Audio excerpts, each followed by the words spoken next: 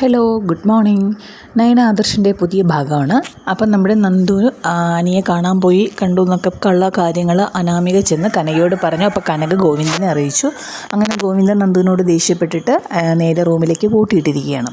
അപ്പോൾ പൂട്ടിയിട്ടിരിക്കുന്ന സമയത്ത് നന്ദു നന്നായിട്ട് സങ്കടപ്പെടുന്നുണ്ട്. അപ്പോൾ പൂട്ടിയിടുന്ന ആ അകത്ത് നീ ഇനി ഇവിടെ കിടന്നാൽ മതി, നിനക്കുള്ള ഫുഡൊക്കെ ഞങ്ങൾ ഇവിടെ എത്തിച്ചോളാം എന്നൊക്കെ ഗോവിന്ദൻ പറയുന്നുണ്ട്. അപ്പോഴത്തേക്കും നമ്മുടെ നയന എന്ത് പറ്റി, അവിടെ അനന്തപുരിയിലിരുന്നിട്ട് നമ്മുടെ നന്ദുവിനെ വിളിക്കുകയാണ്. അപ്പം നന്ദുവിനെ ഫോൺ ചെയ്യുമ്പോൾ നന്ദു ഭയങ്കര സങ്കടത്തിൽ ചേച്ചി എന്ന് വിളിക്കുന്നുണ്ട്. അപ്പോൾ എന്താ മോളെ നീ കരയുന്നത്? അതൊന്നുമില്ല ചേച്ചി, എന്നെ അച്ഛൻ പൂട്ടിയിട്ടിരിക്കുകയാണ്, എന്താ കാര്യമൊന്നും എനിക്കറിയത്തില്ല. അതെന്തിനാണ് നിന്നെ പൂട്ടിയിട്ടിരിക്കുന്നത്? അറിയില്ല ചേച്ചി, എനിക്ക് കാര്യമൊന്നും അറിയത്തില്ല എന്ന് പറഞ്ഞെന്ന്. അപ്പോൾ തന്നെ നയനോട് ഞാൻ ശരി മോളെ എന്ന് പറഞ്ഞ് ഫോൺ വയ്ക്കുന്നുണ്ട്. പക്ഷേ നയന അപ്പോൾ ചിന്തിക്കുന്നുണ്ട്, തക്കതായ കാരണങ്ങളൊന്നും ഇല്ലാതെ അച്ഛൻ അങ്ങനെ ചെയ്യത്തില്ല, എന്താ കാര്യമൊന്നും അറിയത്തില്ലല്ലോ, ഇപ്പം ഒന്ന് അതുവരെ പോയിട്ട് തന്നെ കാര്യം എന്ന് പറഞ്ഞ് നയന അനന്തപുരിയിൽ നിന്നും സ്കൂട്ടി എടുത്തുകൊണ്ട് നമ്മുടെ നന്ദനം വീട്ടിലേക്ക് നന്ദുവിനെ കാണാനായിട്ട് കാര്യങ്ങൾ തിരക്കുന്നതിന് വേണ്ടി പോവുകയാണ്. അപ്പോൾ അവിടെ ചെല്ലുമ്പോൾ ഗോവിന്ദൻ ആ ഫ്രണ്ടിൽ ഇരിപ്പുണ്ട്. അപ്പോൾ ഗോവിന്ദനോട് പറയുന്നുണ്ട്, അച്ഛൻ എന്തിനാ അച്ഛൻ നന്ദുവിനെ പൂട്ടിയത്? ആ മോളെന്താ പെട്ടെന്ന്? അത് ഞാൻ നന്ദുവിനെ പൂട്ടിയിട്ടിരിക്കുന്നതെന്ന് അറിഞ്ഞിട്ട് ഞാൻ വന്നതാ.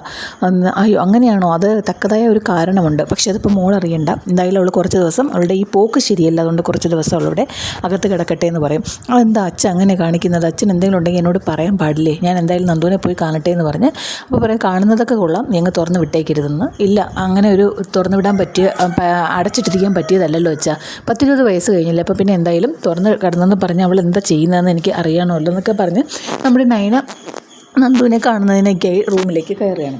അപ്പോൾ റൂമിലേക്ക് കയറുമ്പോൾ തന്നെ നന്ദു കാണുമ്പോൾ ചേച്ചിന്ന് വിളിച്ച് രണ്ടുപേരും സങ്കടപ്പെടുന്നുണ്ട്, നന്നായിട്ട് കരയുന്നുണ്ട്. എന്നിട്ടും എന്ത് പറ്റി മോളെ, നിനക്ക് എന്താ കാര്യം? അതൊന്നുമില്ല ചേച്ചി, പിന്നെ എനിക്കറിയില്ല കാരണങ്ങളൊന്നും. അപ്പോൾ എന്താ കാരണമെന്ന് ചേച്ചിയോട് പറ. വേറെ പ്രശ്നങ്ങളൊന്നുമില്ല, അച്ഛൻ എന്നെ പൂട്ടിയിട്ടിരിക്കുകയാണ്. അപ്പോൾ പറയുന്നുണ്ട്, ചേച്ചിക്ക് ഞാൻ ചായ എടുക്കാം. വേണ്ട, ഞാൻ ചായക്കൊന്നുമല്ല വന്നത്, നീ എന്താ കാര്യമെന്ന് പറ. ഇല്ല ചേച്ചി, എനിക്കൊരു പ്രശ്നമില്ല, കാര്യം എന്താണെന്ന്, എന്നെ പൂട്ടിയ കാര്യം എന്താണെന്ന് എനിക്കറിയത്തില്ല എന്ന് പറഞ്ഞിട്ട് നന്ദു നേരെ ചായ എടുക്കാനായിട്ട് പോവുകയാണ്. അപ്പോഴത്തേക്കും നന്ദുവിൻ്റെ ഫോൺ അവിടെ ഇരിക്കുമ്പോൾ നമ്മുടെ നയന ഫോൺ എടുക്കുകയാണ്. എന്നിട്ട് നയന നമ്മുടെ കോൾ ലോഗ്, അതായത് കോൾ ലിസ്റ്റ് കംപ്ലീറ്റ് ചെക്ക് ചെയ്യുകയാണ്. അങ്ങനെ വിളിച്ചതും പിന്നെ മിസ്ഡ് കോൾസും റിസീവ്ഡും ഡയൽഡൊക്കെ ചെക്ക് ചെയ്യുകയാണ്. അപ്പോൾ ചെക്ക് ചെയ്ത് നോക്കുമ്പോൾ തന്നെ അനിത എന്ന പേരുള്ള നമ്പർ കാണുന്നില്ലല്ലോ, അതെവിടെ പോയി എന്നൊക്കെ പറഞ്ഞിങ്ങനെ നോക്കുന്നുണ്ട്. അപ്പോഴത്തേക്കും നയന പറയുന്നുണ്ട്, ഞാൻ വന്നു നിന്ന ഡേറ്റും ഒക്കെ നയന ഓർത്തിട്ട് രാത്രി 12:45 വിളിച്ചതെന്ന് പറഞ്ഞ് അവൾ ആ കോൾ ലിസ്റ്റ് നോക്കുന്നുണ്ട്. അപ്പോഴത്തേക്കും അനിത എന്ന് പറഞ്ഞിട്ട് നമ്മുടെ അനിയുടെ നമ്പറാണ് സേവ് ചെയ്തേക്കുന്നത്. ഇത് അനിയുടെ നമ്പറാണല്ലോ, ഇതെന്താ ഇങ്ങനെ? അപ്പോൾ ഇവർ തമ്മിൽ ഒത്തിരി തവണ വിളിച്ചിട്ടുണ്ടല്ലോ, രാത്രി കാലങ്ങളിലാണ് ഒരുപാട് സംസാരിച്ചിട്ടുള്ളതും. ഞാനപ്പോൾ സംശയിക്കുന്നതൊക്കെ ശരിയാണോ എന്നൊരു വല്ലാത്ത രീതിയിൽ നയന ഇങ്ങനെ ആലോചിക്കുന്നുണ്ട്. എന്നിട്ട് നയന എന്തായാലും ഫോണെല്ലാം തിരിച്ചു വെച്ചിട്ട്, എന്തായാലും എനിക്കിതിൻ്റെ സത്യാവസ്ഥ ഒന്നുകൂടെ ഒന്ന് മനസ്സിലാക്കണമെന്ന് പറഞ്ഞ് ഫോൺ വെച്ചിട്ട് നയന ഇറങ്ങുകയാണ്. അപ്പോൾ ഇത് ഗോവിന്ദൻ ചോദിക്കുന്നുണ്ട്, അയ്യോ മോൾ പോവുകയാണ്? ആ അതെ അച്ഛൻ, ഞാൻ പോവുകയാണ്. അവൾ എന്തെങ്കിലും പറഞ്ഞോ? ഇല്ല, അവളും ഒന്നും പറയുന്നില്ല, അച്ഛനും ഒന്നും പറയുന്നില്ല, അമ്മയും ഒന്നും പറയുന്നില്ല. എന്താ മോളെ, പറയത്തക്ക കാരണങ്ങളൊന്നുമില്ല. എന്നാൽ കാരണം ഇല്ലെങ്കിൽ വേണ്ട അച്ഛാ, എന്നോട് ഇപ്പോൾ ആരും ഈ വീട്ടിലുള്ളവരാരും ഒരു കാര്യം തുറന്ന് സംസാരിക്കാറില്ലല്ലോ, അതുകൊണ്ട് ഇപ്പോൾ എന്തായാലും ഇതൊന്നും അറിയുന്നില്ല, അതുകൊണ്ട് ഞാൻ പോവുകയാണ്. അത് ചായ കുടിക്കാൻ മോൾക്ക് വേണ്ടി നന്ദു ചായ ഉണ്ടാക്കിയല്ലേ? എനിക്ക് വേണ്ട അച്ഛാ ചായ, എനിക്ക് കുറച്ച് അത്യാവശ്യമുണ്ട് എന്ന് പറഞ്ഞ് നയന ഇറങ്ങാനായിട്ട് തിരിക്കുമ്പോൾ നന്ദു ചായയായിട്ട് എത്തുകയാണ്. ചേച്ചി ചായ എനിക്ക് വേണ്ട എന്ന് പറഞ്ഞിട്ട് നയന പെട്ടെന്ന് വണ്ടി എടുത്ത് പോവുകയാണ്. അപ്പോഴത്തേക്കും നന്ദു പറയുകയാണ്, അച്ഛന് ചായ എനിക്ക് വേണ്ട, എനിക്കിപ്പോൾ എല്ലാം കൂടെ കൊണ്ട് ദഹിച്ചിരിക്കുകയാണല്ലോ, എനിക്കിപ്പോൾ എന്തായാലും ചായ വേണ്ട. നീ എന്തെങ്കിലും മോളോട് പറഞ്ഞായിരുന്നോ? ഇല്ല അച്ഛൻ, ഞാനൊന്നും പറഞ്ഞിട്ടില്ല എന്ന് പറഞ്ഞിട്ട് ആ ഒരു ഭാഗം അവിടെ തീരുന്നുണ്ട്. പിന്നെ നമ്മുടെ നയന നേരെ അനന്തപുരിയിൽ എത്തുന്നുണ്ട്. എത്തിയിട്ട് നേരെ കനകയുടെ അടുത്തേക്കാണ് പോകുന്നത്. അപ്പോൾ കനക ചോദിക്കും, മോൾ ഇത്രയും നേരം എവിടെയായിരുന്നു എന്നൊക്കെ ചോദിക്കുമ്പോൾ പറയും, ഞാൻ പിന്നെ നന്ദുവിനെ കാണാനായിട്ട് നമ്മുടെ വീട് വരെ പോയതാണ്. എന്ത് പറ്റി മോൾ വീട്ടിൽ പോയതാണോ? എന്താ അമ്മയോട് പറയാത്തെ? അമ്മയോട് പറയാനുള്ള സമയം കിട്ടിയില്ല, അവളെ അച്ഛൻ എന്തായാലും റൂമിനകത്ത് പൂട്ടിയിട്ടിരിക്കുകയാണ്, അപ്പോൾ അതിനുള്ള കാരണങ്ങൾ അന്വേഷിച്ചാണ് ഞാൻ പോയത്. പക്ഷേ ആരും ഒന്നും പറയുന്നില്ല, അമ്മയ്ക്ക് അറിയെങ്കിൽ അമ്മയും പറയുന്നില്ല ഒന്നും എന്നൊക്കെ പറയുമ്പോൾ മോളെ എനിക്കൊന്നും അറിയത്തില്ല കേട്ടോ എന്ന് നമ്മുടെ കനക പറയുന്നുണ്ട്.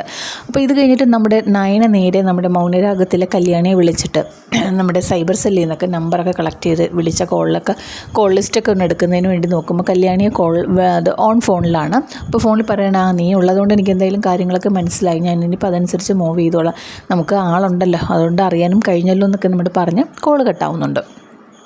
എന്നിട്ട് നമ്മുടെ കനകയുടെ വീണ്ടും പറയുന്നുണ്ട്, എന്തായാലും ഞാനിതൊക്കെ അറിയും അമ്മേ, ഞാൻ എന്തായാലും നന്ദുവിൻ്റെ മനസ്സിൽ എന്താണെന്നുള്ളത് ഞാൻ കണ്ടുപിടിച്ചിരിക്കും എന്ന് പറഞ്ഞ് നയന പോകുമ്പോൾ അനി അവിടെ ഇരിപ്പുണ്ട്. അപ്പോൾ അനിയോട് ചോദിക്കണം, നീ എന്താ ആലോചിച്ചുകൊണ്ടിരിക്കുന്നത്? നിനക്ക് എന്തോ ഒരു വിഷമമുള്ളതുപോലെ. ഒന്നുമില്ല ഏട്ടത്തി, അങ്ങനെയൊന്നുമില്ല, നിനക്ക് എന്തോ വിഷമമുണ്ട് എന്ന് പറയുമ്പോൾ ഏട്ടത്തി കൊണ്ട് പറ്റുവാണെങ്കിൽ ഈ കല്യാണത്തിൻ്റെ ഡേറ്റ് ഒന്ന് നീട്ടിത്തരാൻ പറ്റുമോ? പറയും. അതൊന്നും നടക്കാൻ പോകുന്നില്ല. ഇനി നിൻ്റെ മനസ്സിൽ മറ്റൊരു പെണ്ണാണെങ്കിൽ കൂടി അതൊന്നും അങ്ങനെ എന്തെങ്കിലും ഉണ്ടെങ്കിൽ നീ പറയും. നിൻ്റെ മനസ്സിൽ മറ്റാരെങ്കിലും ഉണ്ടോ എന്ന് കേൾക്കുമ്പോൾ നമ്മുടെ അനി അവിടെ സൈലൻ്റ് ആവുകയാണ്. എന്നിട്ട് പറയുകയാണ്, എനിക്കറിയാമല്ലോ ഞങ്ങൾ 2 പേരും ഇവിടെ വന്നിട്ട് ഞങ്ങൾക്ക് പിന്നെ ഇവിടെ യാതൊരു സ്ഥാനവും ഇല്ല, ഞങ്ങൾക്ക് പണമില്ല. അപ്പോൾ പറയും, പണമാണോ ഏട്ടത്തി ഒരാളുടെ വിലയിരുത്തുന്നത്? പറയും, പണം മാത്രമല്ല ഇനി കുടുംബ മഹിമയും ഞങ്ങൾക്കില്ല. അതാണ് ഇവിടെ എല്ലാവരുടെയും ഞങ്ങളിൽ കാണുന്നത് അവരെ ഏറ്റവും വലിയ ഡിഫക്റ്റ് അതാണ്.